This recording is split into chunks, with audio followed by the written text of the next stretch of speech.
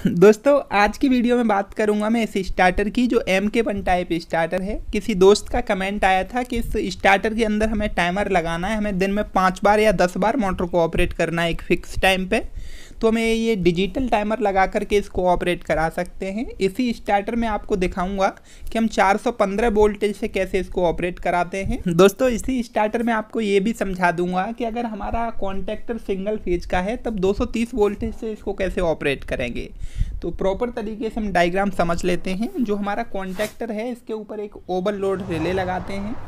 Overload relay में आप देखेंगे 4 पॉइंट होते हैं हमारे। इधर आप देखेंगे तो 93 और 94 2 पॉइंट हैं जो हमारे एनो पॉइंट होते हैं, जहां हमारा ऊपर ग्रीन पुश बटन लगा होता है। इस सफ़ेद वाली नॉब को वो ग्रीन पुश बटन दबाते हैं तो जो हमारा 94 पॉइंट है ये 93 में सप्लाई को आउट करता है। अब जो दूसरी साइड में हमारे 95 और 96 नंबर 2 पॉइंट होते हैं ये हमारे NC होते हैं। जब भी आप इस टाइप की रिले देखेंगे तो आपके राइट हैंड वाले जो पॉइंट होते हैं ये NO होते हैं और लेफ्ट हैंड वाले पॉइंट होते हैं ये हमारे NC होते हैं। जो हमारी 4 पोल की MCB लगी हुई है इसके नीचे वाले पॉइंट पे हम R/B तीनों फेज और एक न्यूट्रल दे देंगे। किसी स्टार्टर में आपको 3 पोल की MCB देखने को मिलेगी तो आपको घबराने की बिल्कुल ज़रूरत नहीं है। यहाँ पर हम एक टाइमर लगाएंगे इसलिए हम न्यूट्रल भी यूज कर रहे हैं।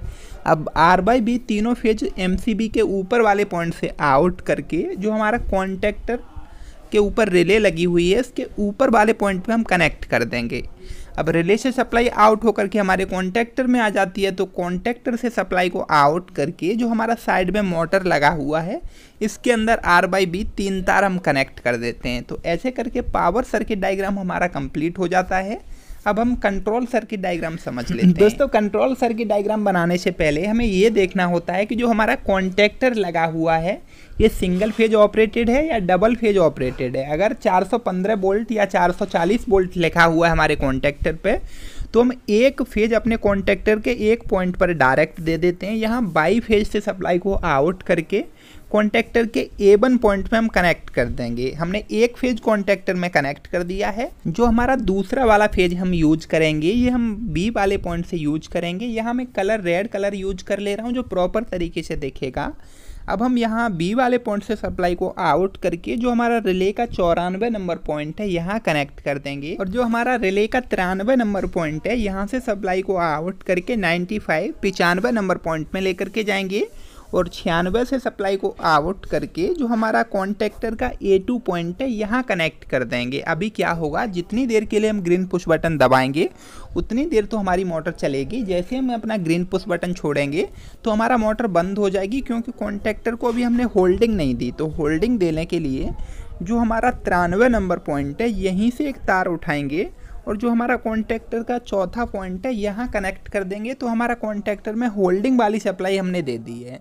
अब जैसे ही ग्रीन पुश बटन को दबाएंगे हमारा कॉन्टैक्टर ऑन हो जाएगा और जब हम रेड पुश बटन को प्रेस करेंगे तो हमारा कॉन्टैक्टर ऑफ हो जाएगा।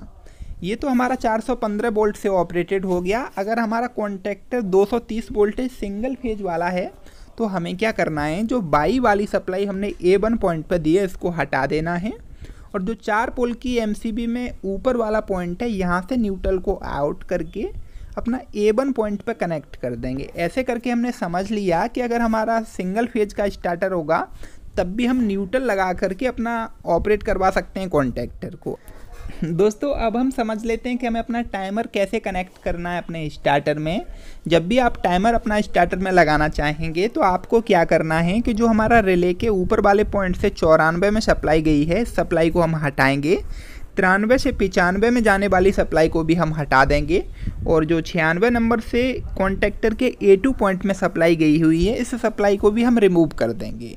अब जो हमारा रेड वायर है इस वायर को हम लेकर के जाएंगे अपने 95 नंबर पॉइंट में। यहाँ हम NC पॉइंट इसलिए यूज करेंगे क्योंकि जब भी हमारा ओवरलोड पर मोटर ट्रिप होगी तो ये 95 नंबर 96 में सप्लाई को आउट नहीं करेगा। अब 96 नंबर पॉइंट से सप्लाई को आउट करके जो हमारा टाइमर लगाया हुआ है हमने इसके 2 नंबर पॉइंट में हम सप्लाई को कनेक्ट कर देंगे। इसको ऑपरेट करने के लिए 1 और 2 में हमें न्यूट्रल फेज देना है। तो 1 नंबर पॉइंट में हम जो 4 पोल का MCB लगा हुआ है इसके ऊपर वाले पॉइंट से सप्लाई को आउट करके हम न्यूट्रल दे देंगे। टाइमर के अंदर हमने फेज और न्यूट्रल दे दिया। अब हमें क्या करना है, जो टाइमर का 2 नंबर पॉइंट है यहाँ से एक लूप उठाना है और टाइमर के नीचे वाले 4 नंबर पॉइंट में हमको कनेक्ट कर देना है, जो हमारा कॉमन पॉइंट है। टाइमर का 4 नंबर पॉइंट और 3 नंबर पॉइंट NC पॉइंट है और 4 नंबर के साथ 5 नंबर पॉइंट हमारा NO पॉइंट है। तो हम 5 नंबर पॉइंट से सप्लाई को आउट करेंगे NO से और कॉन्टेक्टर के A2 पॉइंट में कनेक्ट कर देंगे। तो जो हमने अपना टाइमर के अंदर टाइम सेट करके रखा होगा उस टाइम पर हमारा कॉन्टेक्टर ऑपरेट हो जाएगा, क्योंकि हमारा A1 में एक फेज बाई वाला ऑलरेडी कनेक्टेड है। अगर हमारा सिंगल फेज कॉन्टेक्टर होगा तो हमने जैसे पहले न्यूट्रल कनेक्ट किया था ऐसे ही न्यूट्रल पॉइंट से सप्लाई को आउट करके कॉन्टेक्टर के A1 पॉइंट में न्यूट्रल कनेक्ट कर देंगे।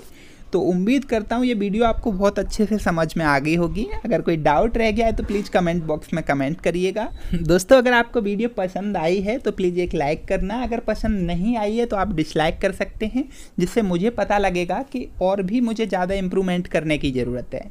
चैनल को सब्सक्राइब नहीं किया तो सब्सक्राइब तो ज़रूर कर लेना ऐसे यूजफुल वीडियो देखने के लिए। जल्दी ही मिलूंगा एक नई वीडियो में, तब तक आप अपना ख्याल रखिए। जय हिंद।